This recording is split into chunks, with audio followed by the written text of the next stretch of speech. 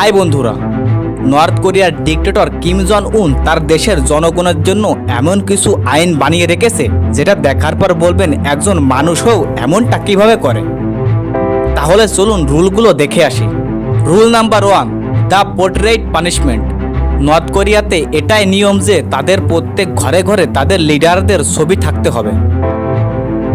North কোরিয়াতে প্রত্যেক ঘরে এরকম কিম জং উনের দাদা এবং তার পিতার ছবি টানানো থাকে। আর যারা এই ছবি দুটি ঘরের দেয়ালে না রাখে তাদের জেল এমনকি সর্বোচ্চ সাজা মৃত্যু পর্যন্ত হতে পারে। 2020 সালের 9 জানুয়ারি এমন একটা কাহিনী ঘটে। এক মা তার 2 বাচ্চাকে ঘরে রেখে বাইরে আসে। হঠাৎ ঘরে আগুন লেগে যায়। তখন মা দৌড়ে ঘরে গিয়ে তার বাচ্চা দুটোকে কোনোভাবে বাঁচিয়ে নেয়, কিন্তু তার ঘরে থাকা দেয়ালে টানানো লিডারদের দুটি ছবি বের করতে ভুলে যায়। আর এই বিষয়টাকে সরকার রাজনৈতিক অপরাধ বলে ধরে নেয়, আর ওই মাকে জেলের সাজা শোনানো হয়। আরেকটা বিষয়, এই যে লিডারদের যে ছবিগুলো আছে তা দেয়ালে সর্বোচ্চ উচ্চতায় রাখতে হবে। এর উপরে কোনো ছবি, সার্টিফিকেট, কোনো কারুকাজ বা পরিবারের কোনো ছবি রাখা যাবে না। একটা নির্দিষ্ট সময় পর পর নর্থ কোরিয়ার পুলিশ প্রতিটি ঘরে ঘরে গিয়ে রেইড মারে, আর তারা দেখে এই ছবিগুলোতে কোনো ময়লা লেগে আছে কিনা। এমনকি ছবি পরিষ্কার করে রাখার জন্য সরকার আলাদা রুমাল পর্যন্ত দিয়ে থাকে। কোনো ঘরে ময়লা লাগা ছবি পেলেই তাদের পুলিশ ধরে নিয়ে যায়। Rule number 2, never copy the leader.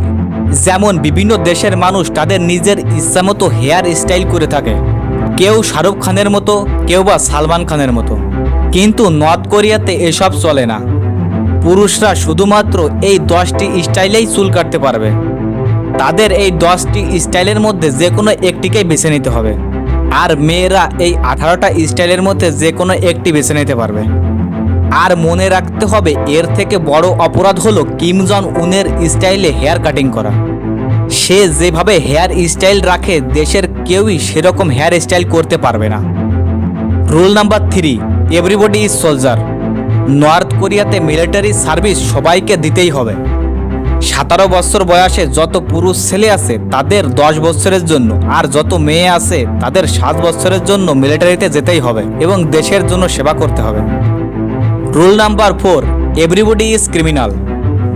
যদি বাংলাদেশের কেউ কোনো অপরাধ করে তাহলে শুধু তারই সাজা হয়, কিন্তু নর্থ কোরিয়াতে বিষয়টা অন্যরকম। যেমন ধরুন, এখানে দাদা মানে এক্স, তার ছেলে মানে ওয়াই এবং এর ছেলে মানে জেড। যদি এখানে ছেলে মানে ওয়াই যদি অপরাধ করে তাহলে শুধু তার একার সাজা হবে না, সাথে এক্স ও জেডেরও সাজা হবে। একে নর্থ কোরিয়াতে 3 জেনারেশন রুল বলা হয়। Rule number 5, you love you die. বাংলাদেশে যেমন বিভিন্ন মহান ব্যক্তিদের স্মরণে বিভিন্ন প্রতিযোগিতা ও খেলাধুলার আয়োজন করা হয়, কিন্তু নর্থ কোরিয়াতে তাদের সুপ্রিম লিডারদের স্মরণে মানে কিম জন উনের পিতা ও তার দাদার স্মরণে টানা 10 দিনের শোক বানানো হয়। এই 10 দিনে কোরিয়ার কেউই হাসতে পারবে না, কেউ উচ্চস্বরে কাঁদতে পারবে না, উচ্চস্বরে কথা বলতে পারবে না, কেউ অ্যালকোহল পান করতে পারবে না, কেউ শপিং করতে পারবে না। এমনকি এই 10 দিনে কারো বাড়িতে বার্থডে আসলেও তবুও তাকে শোকই উদযাপন করতে হবে। আরেকটা বিষয় হলো, পরিবারের কেউ যদি মারাও যায় তাহলে কেউ কাঁদতে পারবে না। এই 10 দিন পার হলেই বডি তারপর মাটির নিচে দিতে পারবে। Rule number 6, entry is band. যেমন বাংলাদেশের রাজধানী ঢাকাতে যে কেউ যাইতে পারবে এবং সেখানে স্থায়ী ঠিকানা বানাতে পারবে, কিন্তু নর্থ কোরিয়ার রাজধানী পিয়ংইয়ংয়ে যে কেউ যেতে পারবে না। আপনাকে সেখানে যেতে হলে সরকারের পরামর্শ নিতে হবে, কারণ সরকার চায় তার রাজধানীতে যেন শুধু ধনী ও ভদ্রলোকেরাই থাকুক। Rule number 7, exist is band. বাংলাদেশের কেউ যদি বাইরের কোনো কান্ট্রিতে পড়তে যেতে চায় বা ঘুরতে যেতে চায় তাহলে সে নির্দ্বিধায় যেতে পারে, কিন্তু নর্থ কোরিয়াতে এমনটা হয় না। আপনি নর্থ কোরিয়াতে জন্মগ্রহণ করেছেন মানে আপনাকে নর্থ কোরিয়াতেই মরতে হবে। এখানকার সরকার তার জনগণদের বাইরের কোনো কান্ট্রিতে যেতে অ্যালাউ করে না। আপনি যদি কোনোভাবে পালিয়েও যেতে চান আর যদি বর্ডার এলাকায় ধরা পড়ে যান তাহলে আপনাকে গুলি করে মেরে দেওয়া হবে। Rule number 8, fashion. এরকম শুট স্কার্ট পরতে পারবে না, লেদার কোট পরতে পারবে না। কিম জন উনের যেরকম প্যান্ট পরে সেরকম প্যান্ট কেউ পরতে পারবে না। মেয়েরা তাদের চুল কালার করতে পারবে না, পাতলা স্লিভস এর ড্রেস পরতে পারবে না, এরকম চুলের স্টাইল দিতে পারবে না, হেয়ার এত লম্বা করতে পারবে না, এরকম হাই হিল পরতে পারবে না। এই সকল রুল কার্যকর করার জন্য ও দেখার জন্য নর্থ কোরিয়াতে ফ্যাশন পুলিশ রয়েছে। তারা রাস্তাঘাটে এগুলো দেখে বেড়ায় এবং কখনো কখনো কারো ঘরে ঢুকেও রেইড মারতে পারে। সম্প্রতি আপনারা জানেন যে নর্থ কোরিয়ার সাথে সাউথ কোরিয়ার ব্যাপক ঝামেলা চলতেছে।